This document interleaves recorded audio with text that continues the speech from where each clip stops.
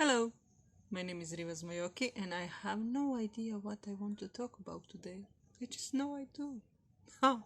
Look, my stone is progressing. Look how pretty its color is. And it's almost smooth and it's not dusty and white anymore. I just love how it's turned out. I guess when you find two rocks with similar girt, is it girt? And you rub them together, the smoothness is quick to be achieved because look at it. I didn't know I can do it so fast. I have it on my desk for over a year now and it was all spiky and I poked it with a pin to reveal its shine, but I didn't think I can really make it smooth. Now as I'm working on it for 3 days now, it's becoming a really nice and shiny. We'll see how far it will go. I love villain songs. Shiny from Moana is one of the ones that I listen more often than not. And You're Welcome. It is a villain song from Moana because at that point he's singing to her how he will leave her there to die. He didn't know she was so resourceful to survive. So villain songs have that flair to them, especially since many, especially Disney villains, were queer, and there was always something nice about them. I don't know. Uh, what is a villain in one story, it's a hero in another story. It all depends on what kind of rules and values your life, your fiction is governing by. I guess I'm going to talk about romances. I didn't think it through yet, but um, I watch a lot of romance stories and read because I love them, but not because I can entrance myself in each and every one of them or that I believe that is true love, but because to see all the facets of love. And I think that I write a lot about love and different kind of romances because what is romance to me, I think it's very dull for the world. Just calm and collected with a bit of passion, but everyday life stuffs. And what is romance for the world, the thing people go mad over, like Twilight, to me is like, that sounds so dysfunctional. But to me, it's dysfunctional. To someone else, that's love. And in the end, love is the exchange of energy. And when two people agree to exchange energy daily and to, I don't know, withstand and love whatever form that energy takes and tries to make it livable. That's why I think that some of many of K-dramas suffer, their ends suffer from the Korean strict rules about what is the romance that is acceptable. So even if they show this dysfunctional and strange romance, they will cram in on the last episode the just don't know, she went for 5 years of studying and he waited for her and now they are complete persons and they will make it from this point on. And like, you just made this messy romance and ruined it in the end. That's Coffee Prince for me. It was wonderful because she was non-conforming and she was carrying herself like a man and accepting to be treated as a man, and acted as a man. So to just stop her in Italy to get educated and return like a refined woman was like so disappointing on so many levels because it was steamy, it was interesting, it was hot, it was really good until they just like he waited for her for how many years, and it was somehow very strange. So that's the whole concept.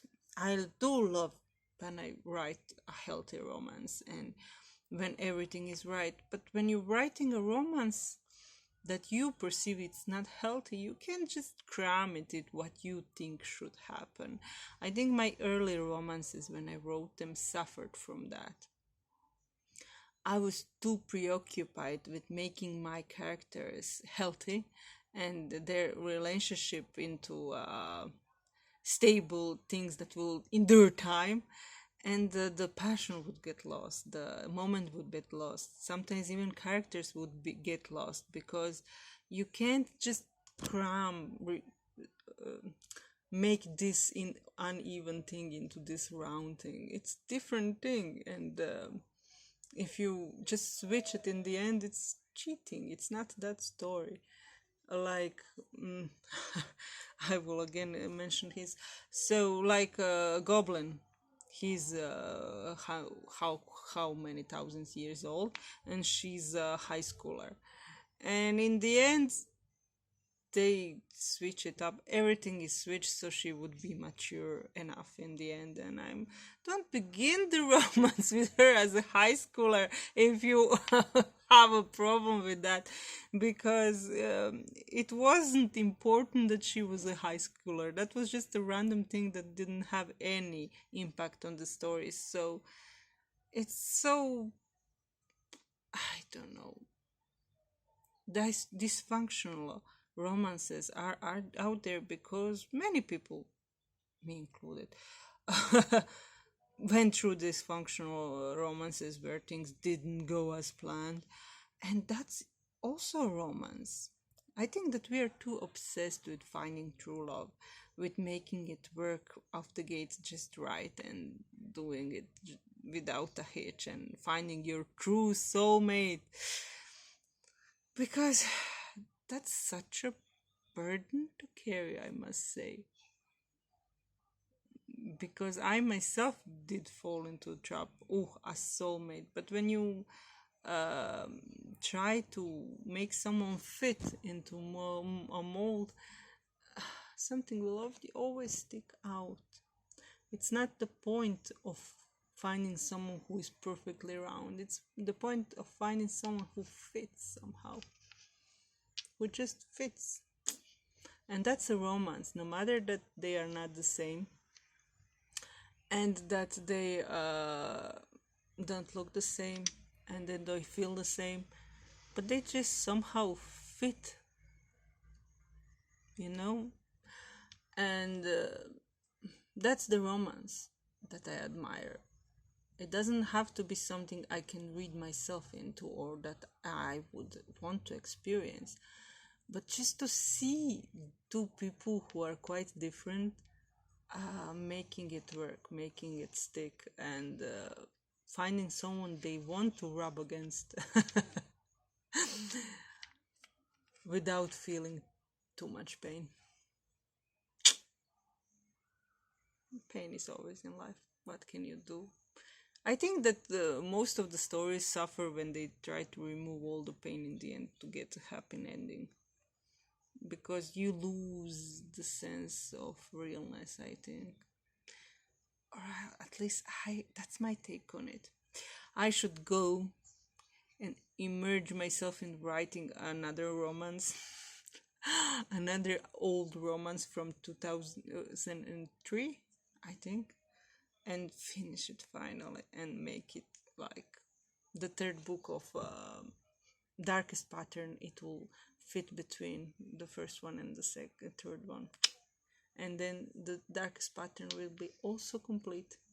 And I went through Castling for Chaos, and my Star Vestiges saga is ready for consumption. I think it's fairly safe, and that most of the things are in order. And I forgot when I got through my novels, I forgot when I counted them, I forgot about Ancestors' Ashes, the last one I published. I guess my subconscious is still ignoring that I did that, because I don't know, it's a huge leap for me, and I will have to get adjusted that I did that. In the meantime, I'm making small notes, and I'm making a new this whatever this is from my notes, so it's messy. It's not like I usually make them. clean cut and almost symmetrical and numbered in equal intervals. It's really very messy. It's not it's scribbled on, and it's not in even intervals, and I don't count them, and colors are messy. It looks awful, doesn't it? I don't know, to me it looks awful, but I will persist on to see will it look alright in the end, because sometimes my writing is like this. I just go and do it and do it and do it and looks messy, and when I end it just looks okay. So I will see will that work with this little piece of origami too. Anyway, wish me luck writing, because I don't feel it right now, but I have to make myself in the mood. See you around. Take care. Bye.